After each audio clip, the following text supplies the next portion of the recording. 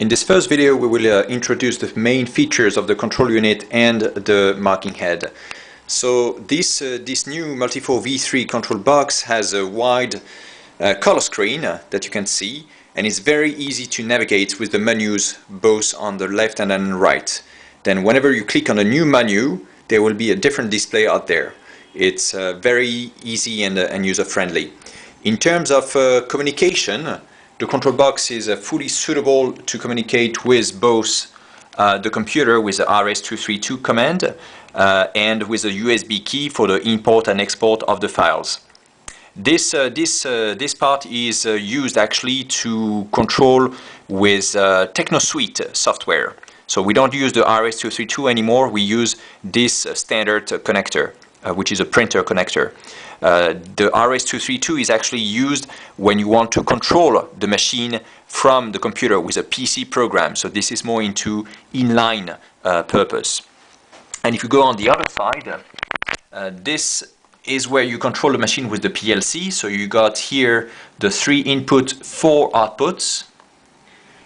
Here is an optional 8 inputs, 8 outputs when you want to open files and start the marking. This is the third axis driver when you want to run the machine with a D-axis, for example, at the same time. Right.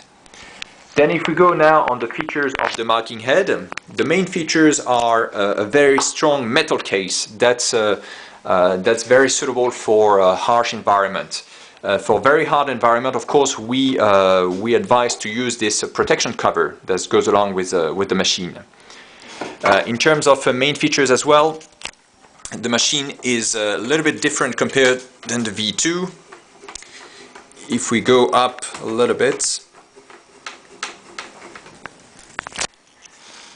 yeah, we can see that the machine actually inside the mechanic, the number of spare parts has been redesigned.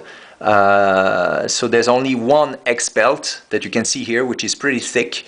And the rest on the X-axis is running through a bolt screw.